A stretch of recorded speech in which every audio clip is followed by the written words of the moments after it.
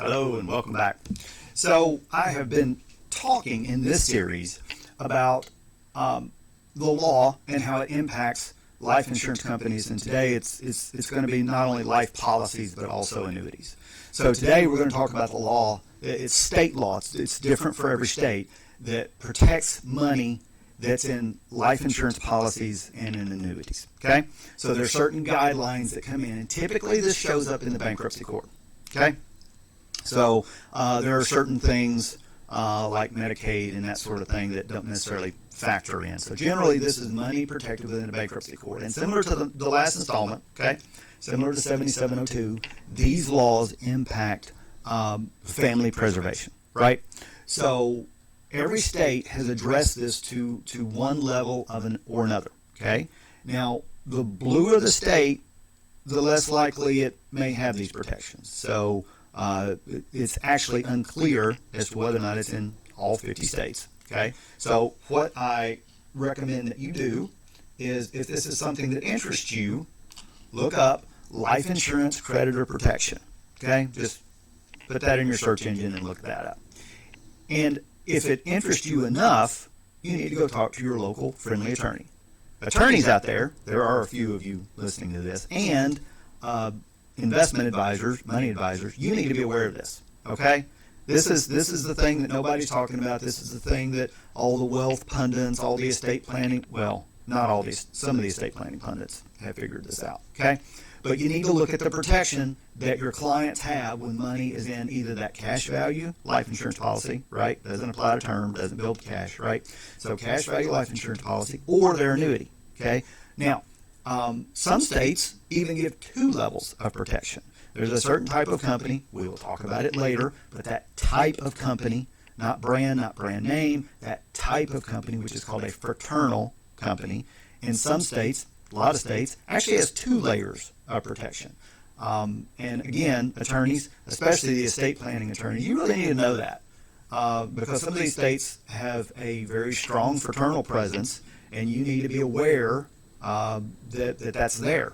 Interestingly, there was a bankruptcy case here in Tennessee where the policy at play was actually a fraternal policy, and nowhere did that statute, Tennessee had it, but nowhere in that case did that statute come up.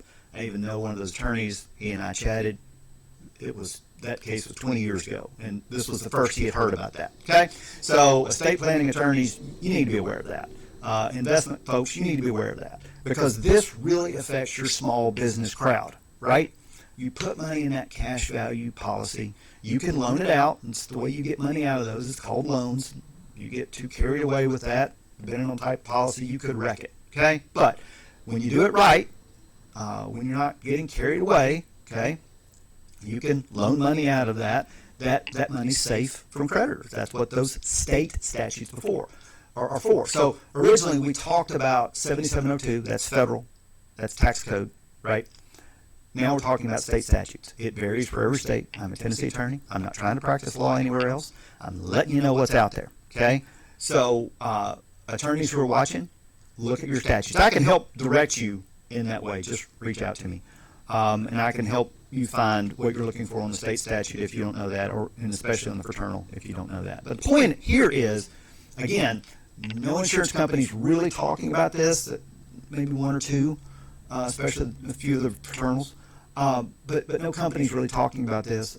My assumption is they're afraid to, because it has to do with law and they don't want to be accused of practicing law without a license. I have a law license, therefore I'm talking about it. My law license only applies in Tennessee, so for everybody else, it's for informational purposes only.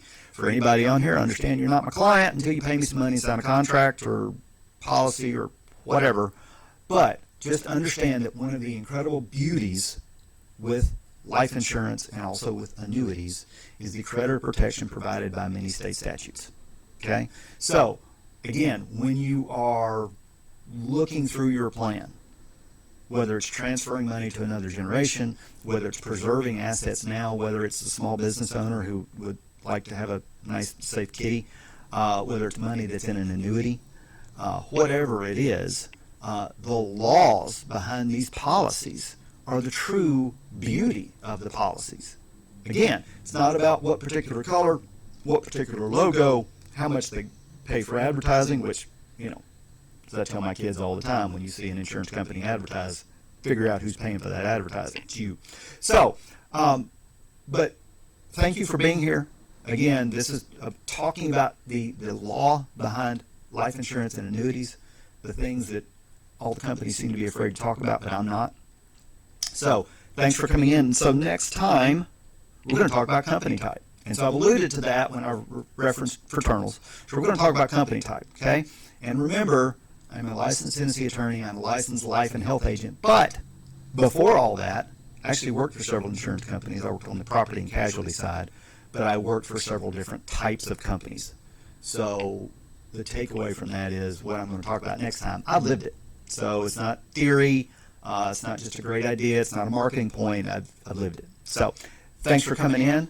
Hope to see you next time.